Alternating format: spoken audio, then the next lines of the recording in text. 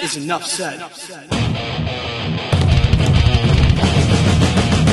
Happy Monday, Heat Nation! Your boy Ernest here, back with another Miami Heat Talk video.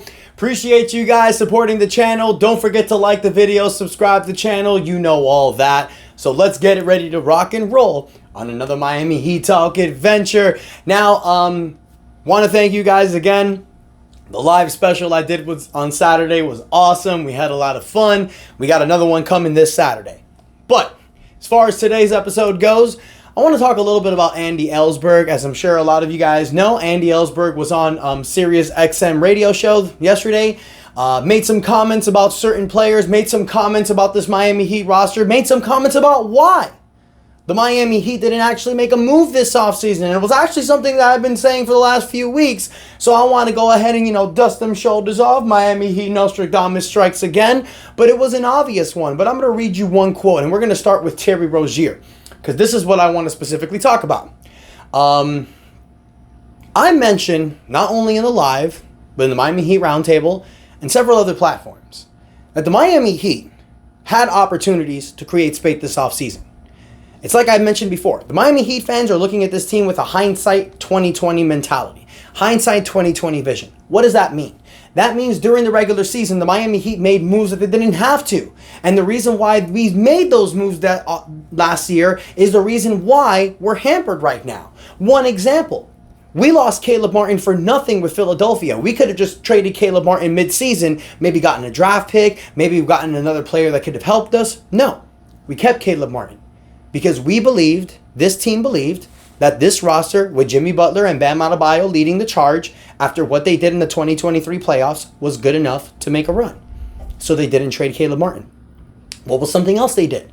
They traded Kyle Lowry's expiring contract, which apparently last year people kept telling me was no value, was not an asset at all. They traded that for Terry Rozier, who had 2 years left on his contract, 2 years remaining. And they also gave up a 2027 first-round draft pick. Bit them in the ass. Why am I saying that? Well, because we know that Terry Rozier was injured. Jimmy Butler got injured in the playoffs game, in the play-in game against Philadelphia. Who busted our ass? Kyle Lowry and Nicholas Batum. Nicholas Batum, my God, I still didn't let that go. Anyways, so we know that trading for Terry Rozier, hindsight 2020, was not really the best cause because he got hurt in the playoffs. Lowry didn't. But it doesn't matter, because anybody will tell you 10 times out of 10, that same scenario, you make that trade. Terry Rozier is Kyle Lowry, a younger version of Kyle Lowry, basically.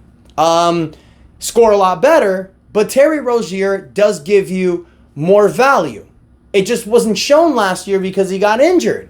So I understand how we look at this team with a hindsight as 2020. Had we not traded Kyle Lowry, the Heat would have had flexibility to trade for a DeMar DeRozan, add more to this team. But what did Andy Elisburg say yesterday? And I'll read a quote.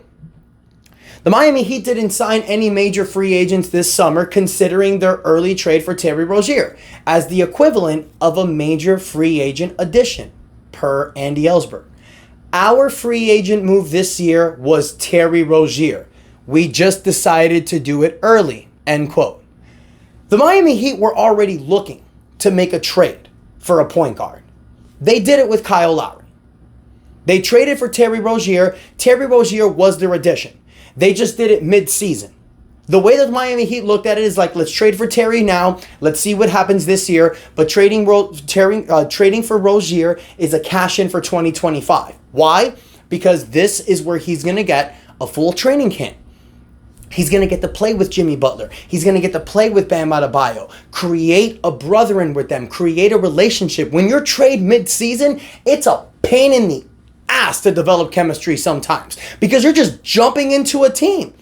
You're jumping to a team, your goal, you're playing games. It's a little quick. Then you get injured. And then that ruins your chemistry. Because remember, towards the end of the season, Terry Rozier was busting ass. I remember that game against New York where he dropped 34 points on him. Kyle Lowry wasn't doing crap like that for the Heat. So Terry Rozier is a better addition.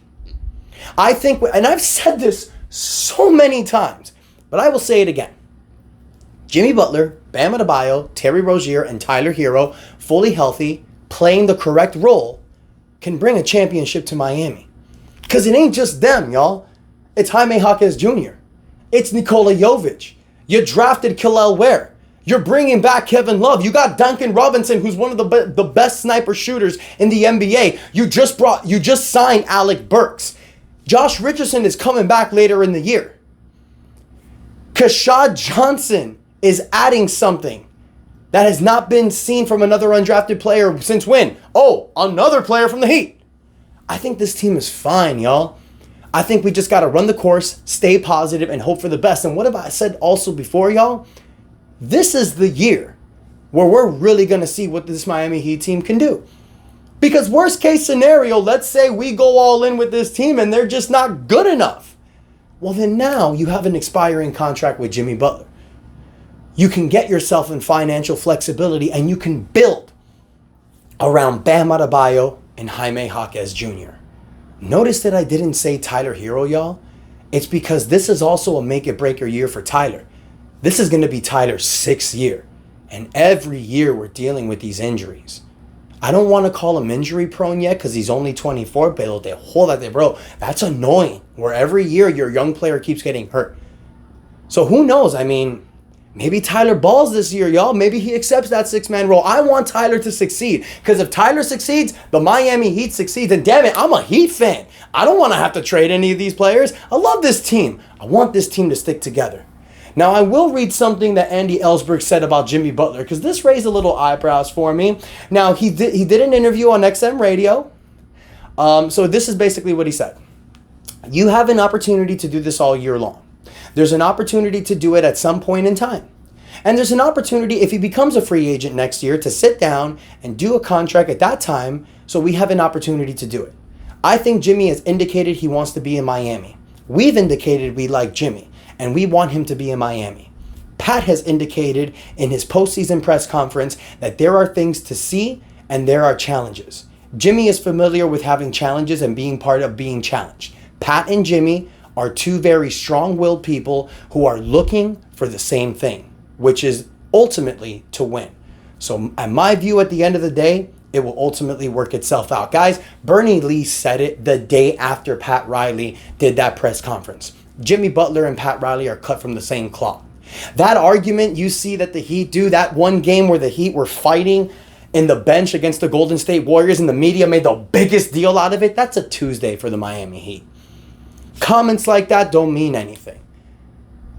Certain players who don't fit this culture take certain things that Pat Riley say and allow them to hurt them with their big fat ass, Kyle Lowry. But we're not going to name names. We're just going to move forward and stay positive with this Miami Heat team. And what's this positivity telling me is that this roster, fully healthy, can do it. That comment that Andy Elisburg said just states it, you guys. We love Jimmy Butler. We want Jimmy Butler to retire a Miami Heat. But one thing the Heat will not do is just lay back and allow Jimmy to walk all over them. No, you're not going to get a contract extension where you cannot play at least 60 games. What the hell is that? No. This is a prove it to me year. If Jimmy Butler goes out there and dominates, playing 60 to 70 games, and you know what, guys? I'm asking for the bare minimum. I'm not asking for Jimmy to play 82. I don't mind if Jimmy plays 60 to 65 games. I'm cool with that. Because in 2022, he played 58 games and we were still the first seed. We had a healthier core. What I want to see is a Jimmy Butler that plays 60 to 65 games and that actually gives a shit when he's out there on the court. None of this standing in the corner and just waiting for a shot. Nah, bro, that's not your game. Do you? I understand that you're 34 going on 35, but it'll do you. You still have time. So Heat Nation, I want to hear from you. What do you think about these comments from Andy Elisburg? Do you think that trading for Terry Rozier was the right idea? Or do you guys feel that maybe trading for Terry Rozier wasn't the best? I think it was the right idea. I think it's going to pay off next year. Let me know in the comments what y'all think. What do you think about these comments with Jimmy Butler? Do you think Jimmy's going to break out this year, or do you think it ain't going to matter? Let me know in the comments your thoughts, you guys. Don't forget to like the video. Do not forget to subscribe to the channel because we are pushing to 5,000 subscribers. Appreciate y'all. Love y'all. Enjoy your Monday. Stay positive. And that is enough said. Yeah, buddy. Let's go.